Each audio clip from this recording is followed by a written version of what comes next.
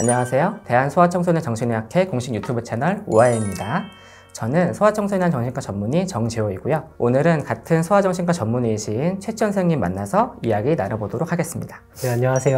전 정신건강의학과 전문의 최치현입니다. 이렇게 좋은 자리에 초대해 주셔서 감사합니다. 저는 지금 서울특별시 은평병원이라는 곳에서 소아정신과장 그리고 어린이 발달센터장을 맡고 있고요. 여기서 일한 지는 제가 2023년에 일을 시작해서 이제 2년 정도 됐는데요.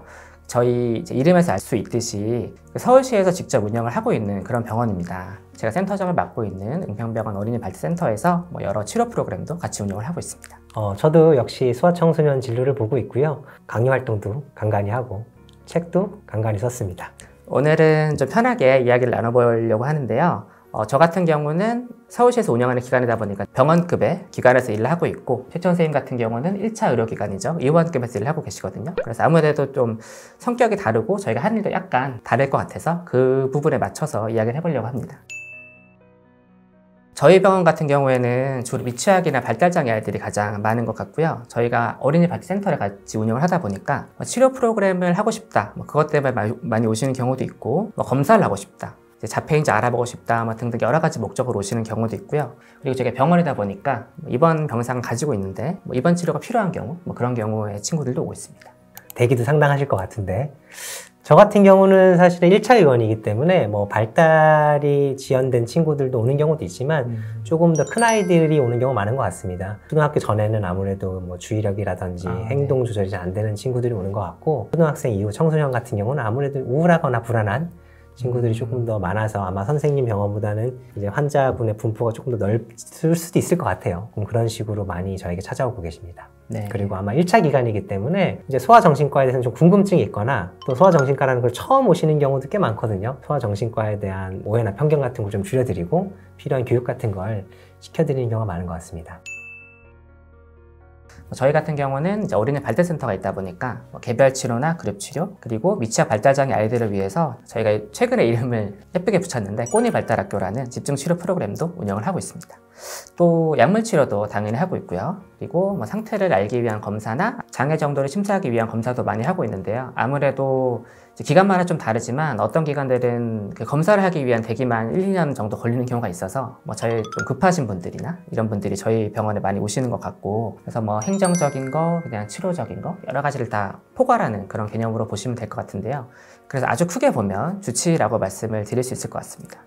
그리고 생각보다 다른 병원에서 이미 진료를 보고 계신데 저한테 와서 이런 처방에 대해서 어떻게 생각하세요? 아니면 선생님 의견 어떠세요? 이렇게 하시는 분들도 많이 계시거든요. 사실 저희가 의견이 엄청나게 달라지건 하진 않지만 아무래도 이제 얼마나 고민이 되시면은 여기까지 오셔가지고 또 따로 물어보실까 이런 생각도 하고 있기 때문에 최대한 오시면 궁금한 점에 대해서는 많이 알려드리려고 하고 있습니다.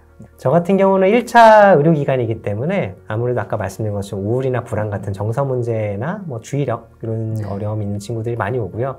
아무래도 선생님 병원에 입원 시설까지 있기 때문에 1차 의료기관인 저한테 오시는 분들의 증상의 정도는 조금 평균적으로는 조금 더 낫다? 이렇게 볼 수도 있을 것 같아요. 저한테 오시는 분들은 물론 진단을 원하시고 그런 분도 있으시겠지만 그거보다는 실질적인 양육에 대한 상담을 원하시는 분들이 상당히 많습니다. 어떻게 아이를 대해야 되는지 그런 거를 같이 고민하는 시간을 조금 더 많이 가지려고 하고요. 양육에 대한 상담의 비중이 꽤 높다라고 이해하시면 될 것 같습니다. 사실 주로라고 말하기가 좀 어려울 정도로 굉장히 다양한데요. 아무래도 아이들의 행동의 어려움이나 걱정거리로 내원을 하시다 보니까 겉으로 표현되는 어떤 행동들이 워낙 다양해서 제가 주로 보는 것들은 말이 느려요, 아니면 발달이 그냥 느린 것 같다, 또 어떤 경우에는 학교에서 어떤 일이 있었다, 어린이집 선생님, 유치원 선생님 등등 여러 기관에서 이제 보내주시는 경우도 있고요.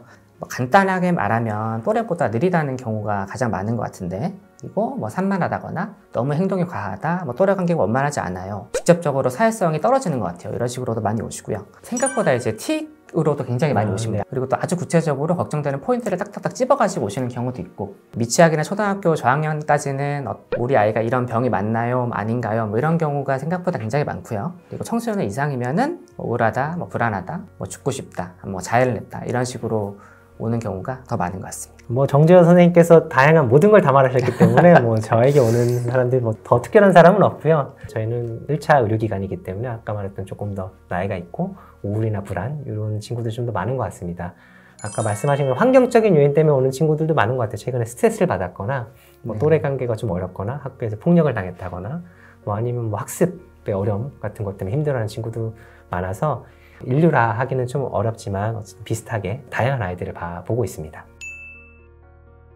아무래도 저희는 센터가 따로 있으니까 프로그램 연결해드리려고 하는데 저희 같은 경우는 이제 수요에 비해서 저희가 해드릴 수 있는 프로그램의 양이 너무 적다 보니까 뭐 너무 길게 대기를 해야 된다든지 이런 문제가 항상 있거든요. 그래서 뭐 그것만으로는 아무래도 좀 모자란 경우가 많기 때문에 아주 기본적으로는 교육을 많이 하는 것 같습니다. 그래서 만약에 이제 구체적으로 질문하시면 또 그거에 맞게 구체적인 답변도 드리고요. 생각보다 뭐 선생님 의견은 또 어떨지 모르겠지만 제 입장에서는 한 번 오시고 안 오시는 경우가 생각보다 엄청 많거든요. 아무래도 병원에 꾸준히 몇 번씩 내원하실 필요가 없으셔서 그럴 수도 있을 것 같긴 한데 그러다 보니까 그러니까 저 같은 경우는 가능하면 온 날에 최대한 많이 알려드리고 또 뭐 필요한 거 다시 있으시면 언제든지 오셔라 이렇게 말씀을 드리는 편입니다. 제가 근무하는 곳은 1차 의료기관이기 때문에 아무래도 한 번 오시고 안 오시는 것보다 이제 꾸준히 오시는 경우가 조금 더 많기는 해요. 저희는 초반에는 뭐 1주 간격으로 많이 보게 됩니다. 특히 청소년 같은 경우는 1주 간격으로 뭐 필요하면 약도 하고 또 상담도 해보고 또 부모와 교육도 해보고 여러 가지를 해봐야 되기 때문에 관계를 잘 형성하기 위해서 자주자주 보게 됩니다. 그래서 초반에 좀 타이트하게 일정을 1주 간격으로 본다는 게 조금 차이가 있을 것 같고요. 그러다가 좀 괜찮아지면 2주, 3주 간격을 조금 떨어뜨리게 되죠. 아까도 선생님께서 교육이 상당히 중요하다고 하셨는데 저희도 당연히 교육이 중요하고 또 부모님과의 갈등을 어떻게 줄일지 또 아이를 어떻게 좀 하면 이해할 수 있을지 또 아이가 갖고 있는 부모님에 대한 또 오해도 있을 거거든요. 그런 거 어떻게 잘 중재할지가 사실은 진료에서 큰 부분을 차지한다고 볼 수 있습니다.